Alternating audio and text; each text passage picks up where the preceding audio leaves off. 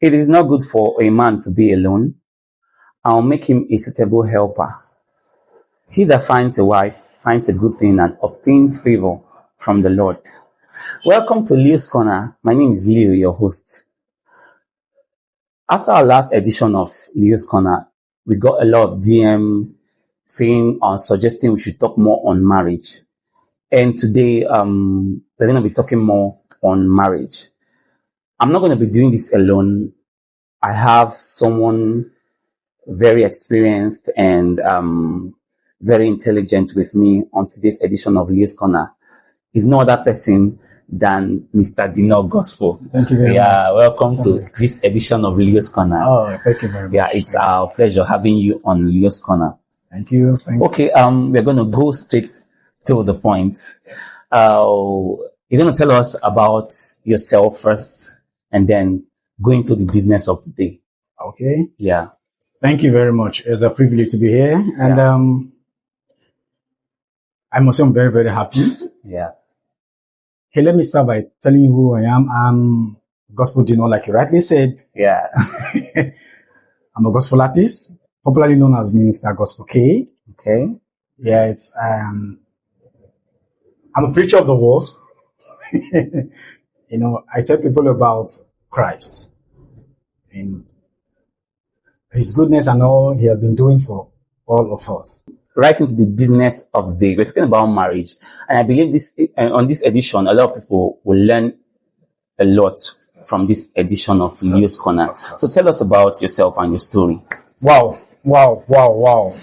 Yes, talking about my story, and it's a long one. It's also interesting. It's also painful, I must say.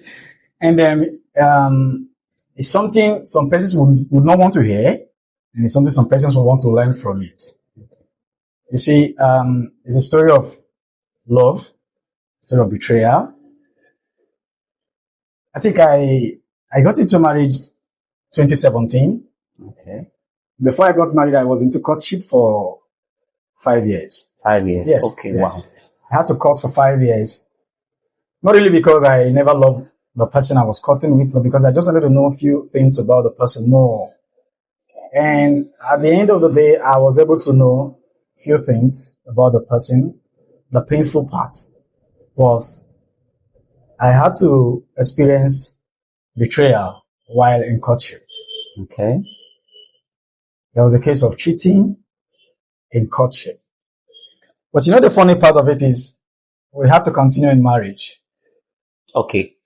You guys later got married. We got married, okay. Yes. That's after 5 years. After 5 years of courtship, okay. We got married in 2017. Okay. Yes. And from 2017, we lived happily, husband and wife. Everything went well. But at the time, the experience of the courtship came again into the marriage. Okay. The experience, which experience? The experience of cheating and still betrayal. From 2017 to 2023, sorry. Okay. Where I had to experience another betrayal. The person I loved had to go into cheating, and not just once, not just twice. Wow. And at the end of the day, it was still forgiven. At the first move, apologies came. And I'm like, okay, I've forgiven you. That's okay. That's okay. Okay. It repeated itself again. The same apologies came. Okay, fine. I've forgiven you. That's okay. Let's continue. It repeated itself the third time.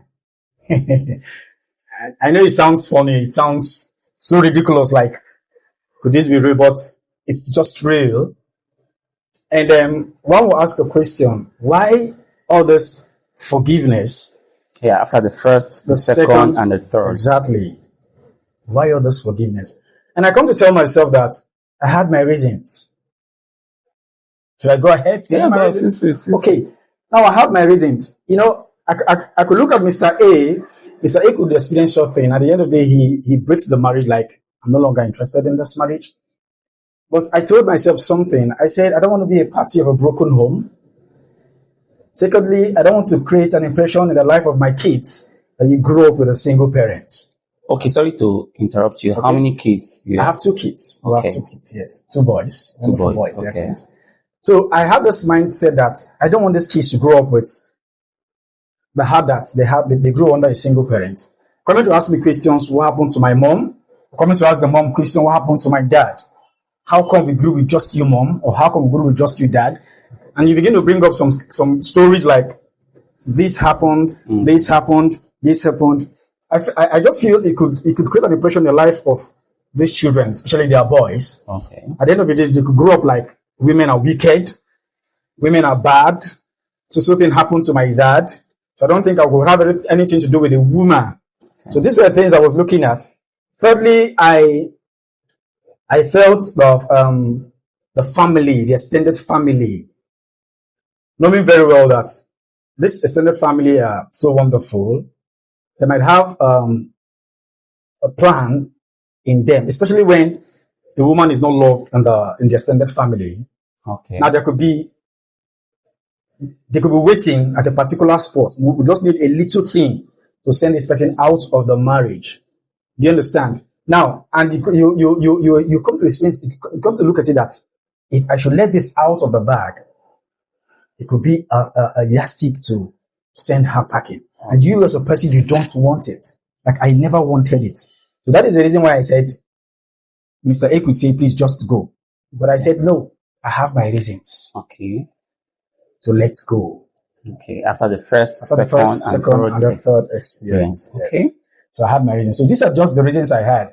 And then, yes, she came apologizing. Someone will always say, when a woman cheats on you once, she will keep cheating on you, provided you're giving her that shelter, you've given her that accommodation, like a forgiving you. She will keep on doing it and doing it. Yes, I experienced it. I must say the truth. Because the first happened, I said, okay, let's let go. It repeated itself again. I said, let's let go. And it repeated itself the third time. And to shock you, I'm still in the marriage. Some persons will like say, is this guy okay? Yeah, I'm fine. Even my my very good friend will ask, are you okay? I will say, yes, I'm fine. I'm still in the marriage. I'm not left to the marriage. Okay, sorry to cut you. He said, if I had it correctly, he said it happened during courtship. Yes. Was it just once or repeatedly? During courtship, it happened just once. Okay, just once. Yes, please. So I want to find out, did you sit down to address it, or was it just a wave out, okay, I'm forgiving you, let's let it go? Or did you sit down, the both of you sit down to address the issue? Yes. During the courtship, we sat down to address the issue. And I think I remember vividly, I told her that it shouldn't happen again. And she promised it wasn't going to happen again.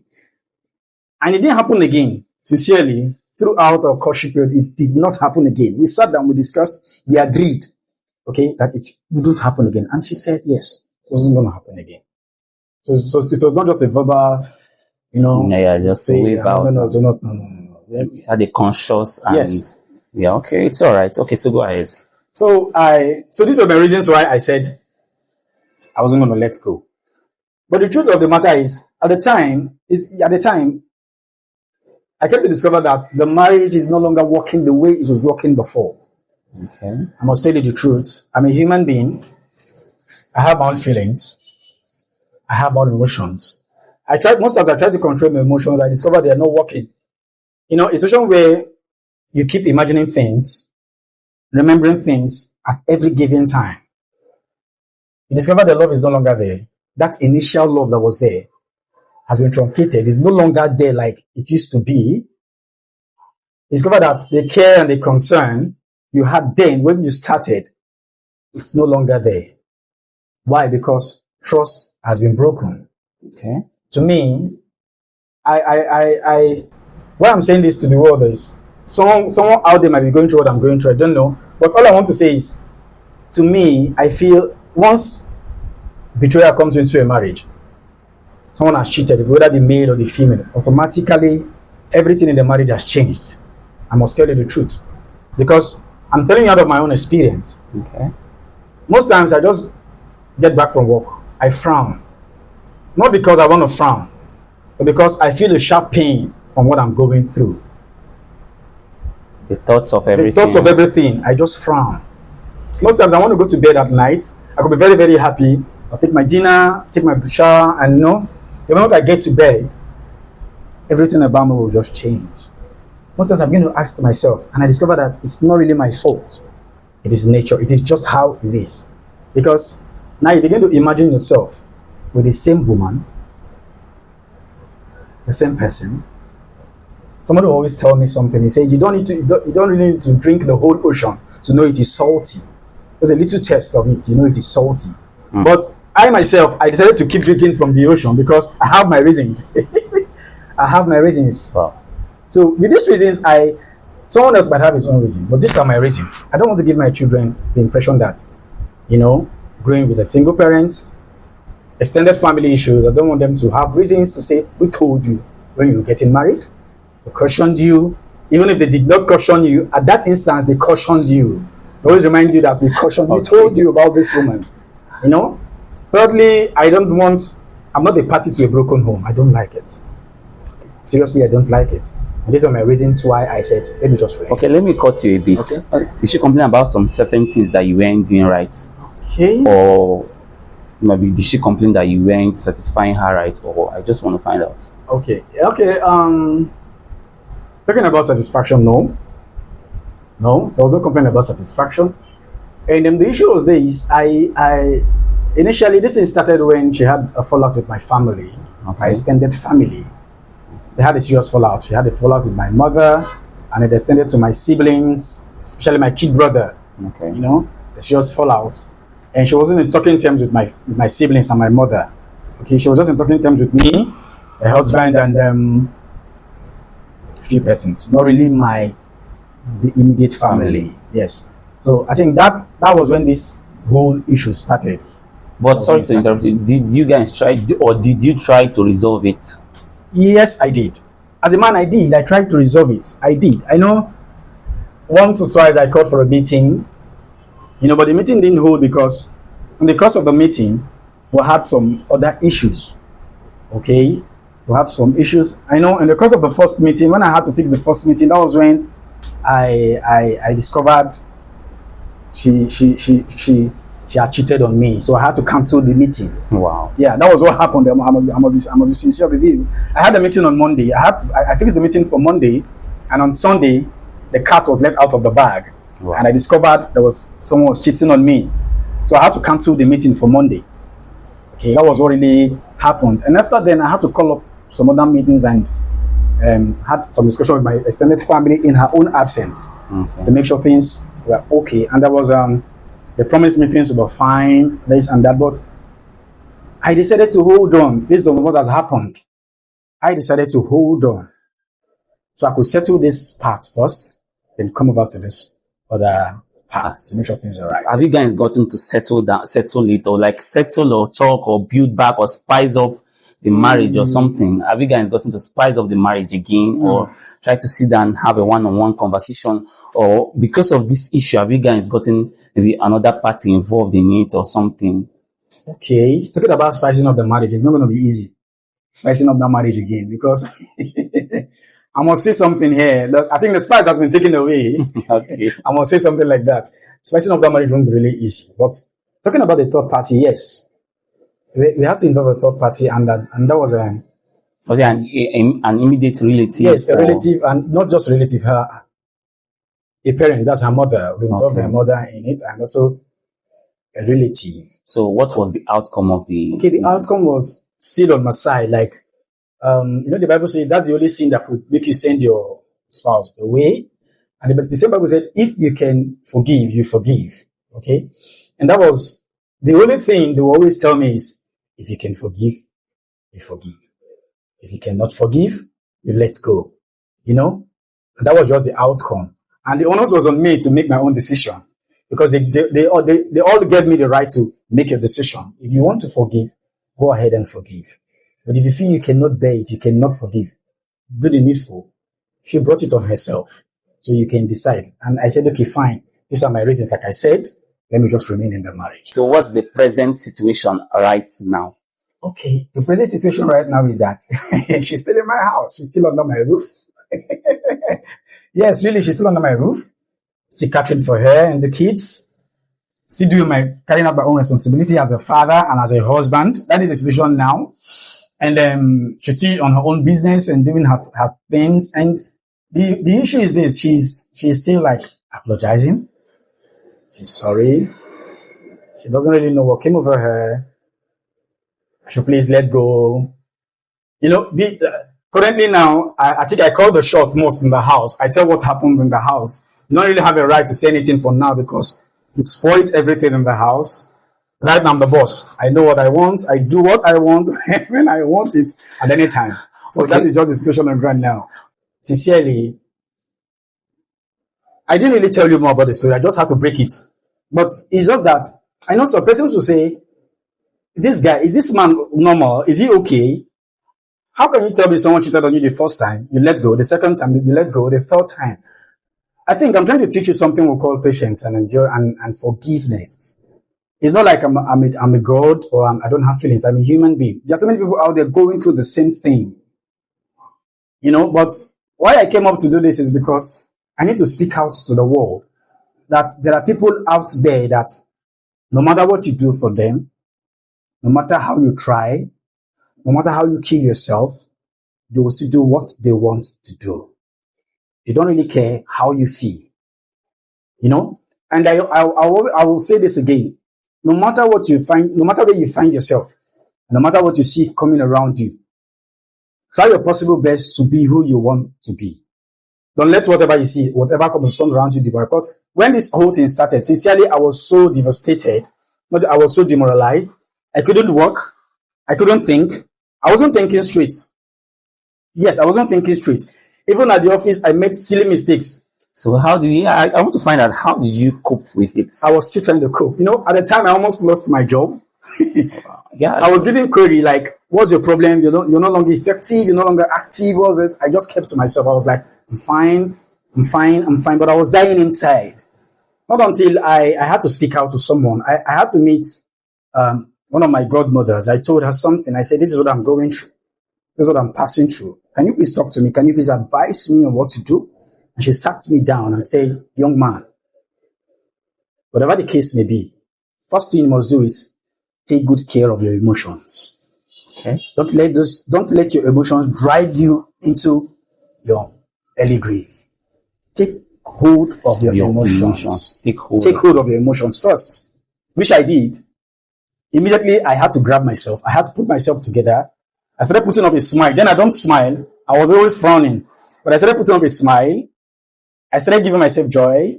I started doing this. Most times, I could just go to work. I won't eat because I was feeling so bad. But at the time, I started putting smiles on my face. I started giving myself joy. I discovered it started working for me. Yes, it was working for me. And till tomorrow, I always give myself joy. I've started to give myself. I make myself. People see me and say, "Are you looking good?" and stuff like this. I say, okay, let me ask you a question. Happiness. Do you still love your wife? Very well, I do. Till tomorrow morning, I do. Wow. I do love my wife because, let me just shock you. I know the last time we had the one-on-one discussion, I told her something. I said, the only reason that will make me walk you out of this marriage is when you say you are no longer interested. Wow. I told her that. I said, the day you open your mouth and say you're no longer interested in the marriage, that ends the marriage. But if you're expecting me to say that to you, you won't get that from me. So I love my wife till tomorrow morning. I don't toy with her. Despite all this that has happened, I still cherish her. Sincerely, every morning I send a love text to my wife. I've not stopped doing it. The social can say, okay, I will stop sending you love text messages. I will stop even calling you on phone when I'm not around. But I send the text every morning. I send the text at night. Even if we're lying on same bed, I always send her a good night text message. And it's now part of her. I give her a pic every morning on her forehead before I get up. Now, there's some things I do for her, or I do to her often. I've not stopped those things. That is to tell you that. So you never stopped it? I've not stopped it. Even while the stuff was going on, or you found that you never stopped? I never did. Wow. I never did. Yes, I never did. Wow. Till tomorrow morning, I have not stopped it. Wow. I never did. Wow. The person in question, he's not really my friend. He's someone that comes to me for advice. Yeah, okay, he comes to me for, he comes to me whenever he's having certain challenges and all those things. Most times I speak to him, I advise him, I talk to him. He's like a kid brother to me, but along the line, he decided to come into my marriage to do whatever he did. Currently, I'm not in talking terms with him. I must be sincere with you. I'm not in talking terms with him because what he did to me is very painful. He stabbed me seriously. He gave me an injury on my palm that every day I look at the injury, I remember what he has done to me. So we're not in talking terms. Initially, when the first happened, I forgave him. Okay, so it's something that happens regularly. Yes, it happened the first one. When I say it happened the first one and there was an apology, I forgave. You understand? When it happened the first time, he came to me as a friend, as a kid brother, apologized to me, he knelt. I said, okay, fine. Keep it to yourself. I don't want it to escalate. Because my wife is involved, so let's just kill it there. He said, okay. But he continued. When the first one happened, I was in talking terms with him. I also gave him audience. He comes to me, we'll sit, we'll discuss, we'll chat. He now went into the second one. I was pained. He still came apologizing to me like, we're sorry. I was still in talking terms with him, the second one. But this third one, I told myself, I'm not going to be in any talking terms with this guy again. No. I can't have anything to do with him. No. That's too much. I can't have anything to do with him because the first one I said, okay, let's let go. The second one, and you're coming again the third time, although he has not come to apologize because he sent someone to come beg me. I told the person, I'm not interested. I'm not just interested. So I'm not in talking terms with him. But I don't have anything. Sincerely, I don't have any intentions of hurting him. So have you forgiven him? I want to go. I've forgiven him. Okay. But I don't want to have anything to do with him again. Okay. Some persons will say, why will you forgive him? Hurt him? This guy should be killed. This guy should be destroyed. Stuff like that. But I keep telling those, I say, see, listen, my brother, I won't hurt him. I've left him alone for nature to fight a battle. So the other reality is that I am not in talking terms with him. I don't greet him. I see him often. I can see it. He will just walk past. You can imagine that. And wow. I just smile. I don't look at him. I smile. I just shake my head. I wave I just try to wave it off. And I still continue with my life. So that is just it. Okay. Wow, that's a serious one. I just don't even know what to say. What advice would you love to give someone going through what you're going through, or someone ready to get married? The first advice I will give to you is what you cannot tolerate during courtship, don't bring it into marriage. Whatever you see in courtship and you cannot handle it, don't tell me you will handle it when you get married. You cannot handle it. You will never handle it. So that thing you cannot tolerate during courtship, don't try to bring it into marriage and say, I want to talk. No, don't. Because when you get into marriage is not really something you can go in and come out. It's something you go in. The moment you're coming out, you automatically, you're now a divorcee. You're now a second hand. Yeah. Yes, I tell people that. It is in courtship. You can just go into courtship, you come out. I'm not married. I'm still single. But when you're married, you try to come out, automatically you're a divorcee. And someone say, madam, you're no longer married. She got married like she's a divorcee. And people look at you like that. Okay? Now, I will always give you an advice. Secondly, before you get married, please be very, very careful. I won't ask you to go look at asking questions about a person's past life, stuff like that. What kind of person is this? Asking people. No. I will tell you something. When this thing happened, I told my wife something. I said, if I were to come back again in a second life, I will get married. I will get married at the age of 35. She was looking at me. She said, why? I said, because I'm going to take my time to study any woman. Secondly, I'm going to appear less than who I am to get what I want from a woman. You guys did the courtship for 5 years. Yes. That was a long time, I guess. It was a long time, definitely. Yes, of course. But then we were so engulfed in love. I myself, I am someone that when you talk about love, I will not say I can die for love, but I can do crazy things for love. You know, I Okay, can do crazy things for love. Yes. okay. For someone going through what you're going through, what advice? The only advice I will give to you, if you're going through what I'm going through, make yourself happy. Let me tell you something. The moment you make yourself sad, you will start depreciating. And I will tell you something. The moment you go down 6 feet, whatever will happen will still happen. So the best thing I would advise you is make yourself happy. Look good. Eat good food. Go to friends. Mingle with friends. Make yourself happy. Make yourself okay. So that someone looking at you won't even understand that you're going through such kind of pain and trauma. Because the moment they see it looking all over you, people will start asking questions. And at the end of the more you keep speaking about this thing, the more you keep having some mental, issues, and your emotions affect keep your mental health. your mental health. So just make yourself happy and just make yourself glad. That's the only advice I'll give to you. Okay, thank you so much for being with us on this edition of Leo's Corner. It was an amazing time with Mr. Dino Gospel. Thank you so much for being with us on Leo's Corner. Okay, don't forget to like, to share, to comment, and subscribe to our social media handles. See you in our next edition. Thank you.